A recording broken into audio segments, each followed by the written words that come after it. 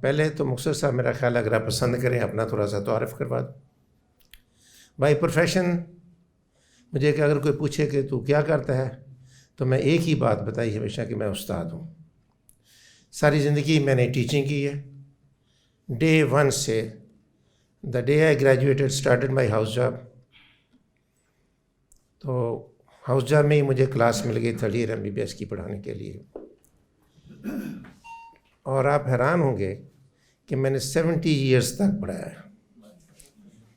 کہ 2 ریٹائرمنٹس، 1 government official, وہ early ہو گئی تھی، ایج میری کچھ زیادہ لکھ دی تھی استادوں نے. ٹاٹ اسکول سے پڑھ کر رہا ہوں گاؤں سے، تو ہو جاتا ہے یہ. اور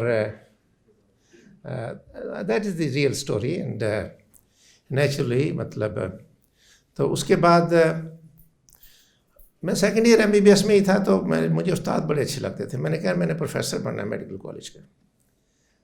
دین آئی ڈیسائیڈڈ دیٹ آپ جو ڈیسائیڈ کریں اس پر دین یو اسٹارٹ ورکنگ. الحمدللہ acquired highest qualification in internal medicine and in pulmonology. And میرے پاس فیلوشپ ہے کالج آف فزیشین اور سرجن پاکستان کی، ممبرشپ ہے پلمونالوجی میں، وہ انٹرنل میڈیسن میں ہے. American college of chest physicians کی فیلوشپ ہے میرے پاس. اور اپنے کیریئر میں میں نے پڑھایا ہے، اور اس میں سے کوئی 6.5 سال کے قریب میں نے علامہ اقبال میڈیکل کالج میں as head of the department of pulmonology assistant and associate professor, and then as a professor of pulmonology in King Edward Medical College and University, because that was converted to the university. So my last retirement was as a professor, chairman of the Institute of Chest Medicine, King Edward Medical University. وہاں میرا tenor کافی بڑا ہے، 15.5 سال سے زیادہ ہے، 16 سال کے قریب ہے کنگ ایڈورڈ میں. گریجویشن میں نے نشتر میڈیکل کالج سے کی ہے. تو فیصلہ آباد میرا نیٹو ٹاؤن ہے بائی برتھ. وہاں بھی مجھے اپنے کیریئر میں کوئی 2.25 سال کے قریب پڑھانے کا موقع ملا ہے پلمونالوجی.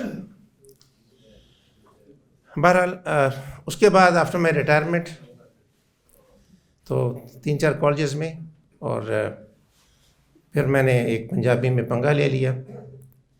میڈیسن کا بھی پروفیسر بن گیا اور پلمونالوجی کا بھی ایک ہی وقت میں، جس میں پھر محنت زیادہ کرنی پڑی پڑھانے کے لیے. And retired as head of the department of medicine and pulmonology from مامنا Inayat medical college second time. That's my introduction.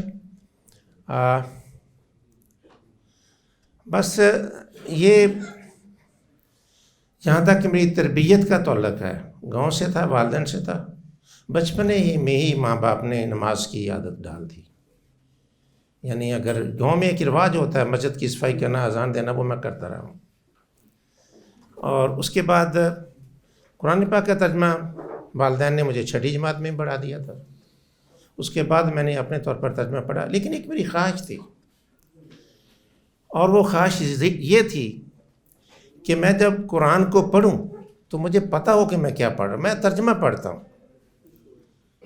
اور اس کے لیے جو بھی ہے، اب میں 2020 سے میں شام کو ہی پریکٹس کرتا ہوں. میں نے جتنے بھی کورسز دیکھے ہیں یہ قرآن ٹیچنگ کے، وہ شام کو 4 بجے شروع ہوتے ہیں، جو میری نظر سے گزرے ہیں. تو سارا سلسلہ تو میں یہ مجھے موقع ملا. میری بیٹی نے سر کو YouTube سے پڑھا ہوا تھا، شی از آلسو اے ڈاکٹر. تو ایک دن وہ یہاں پڑھ گئی، اس نے مجھے بتایا نہیں کہ شی از اٹینڈنگ دی کورس. مجھے کہنے لگی کہ وہاں صبح کے وقت ایک خواتین کے لیے ہے، وہاں کچھ مرد بھی بیٹھے ہوئے تھے، you can attend that. So that was the way I got introduced to this. میں آیا ہوں الحمدللہ. سر کا ماشاءاللہ بڑا مشکل کام ہے، یہ تعلیم بالغاں ہے، اور سبھی لوگ کام کرتے ہیں. اور ایج ہے میرا خیال probably if I can guess it, I may be the senior most in the all gathering, 70 plus, born in 1950. تو لیکن یہ اسٹڈی کرنے کا، سیکھنے کا عمل نہ رکنا چاہیے اور رکنا بھی نہیں چاہیے، اور یہ چلتا رہتا ہے۔ تو میں یہ کہوں گا ایز اے ٹیچر میں نے آبزرو کیا، سر بہترین اساتذہ میں سے ایک ہیں، اور بہترین اساتذہ کی بھی اگر میں گریڈنگ کروں تو ان میں بھی اگر آپ اوپر ہیں تو اس میں بھی پھر بہت ٹاپ 5-10 میں سر آ جاتے ہیں۔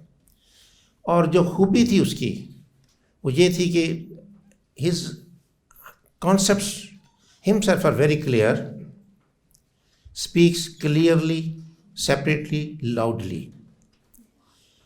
یہ تو ٹھیک ہے یہاں تک، لیکن اس کے بعد جو ریپیٹیشن کلاس میں کرواتے ہیں اس کی 5-6 دفعہ تو ریپیٹ کر جاتے ہیں وہی چیز، اور پتہ نہیں آپ نے غور کیا کہ نہیں، آپ اگر یہی ٹیچر میں تو مطلب یہ ہے کہ آپ کو وہیں یاد ہو جاتا ہے، آپ کے کانسیپٹس کلیئر ہو جاتے ہیں۔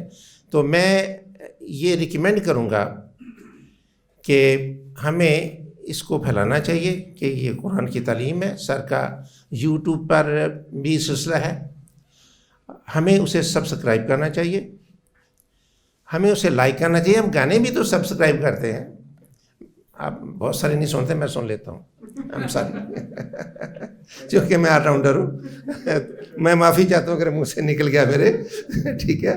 پولیٹیشینس کو بھی بہت سارے، مطلب میں آل راؤنڈر قسم کا بندہ ہوں۔ ویسے میں نے تبلیغی جماعت کو بھی 10 سال دیے ہوئے ہیں اور آج تک جماعت اسلامی کے ساتھ ہوں میں پکا، اور اگر مجھے پوچھیں گے کہ تمہارا مسئلہ کیا ہے، وہ بریلوی ہے بات نہیں کرتا۔ اور ویسے مجھے کوئی غیر مسلم پوچھے تو میں مسلمان ہوں، صرف، کوئی کچھ نہیں ہے۔ تو کانسیپٹس الحمدللہ کلیئر ہے، کس کو سیکھنا ہے بس یہ آدھا منٹ لوں گا، 1 منٹ بس۔ تو میں یہ کہوں گا کہ کوئی بھی کام جو ہے وہ پیسوں کے بغیر نہیں چلتا۔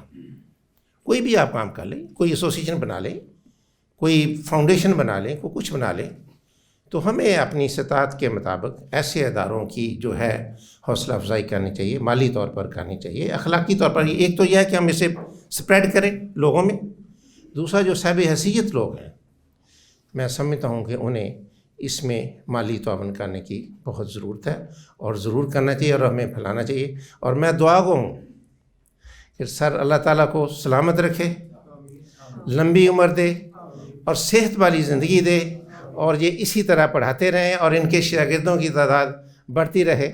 اور اس کے ساتھ ہی میں آپ سب کا شکریہ ادا کرتا ہوں، مجھے بھی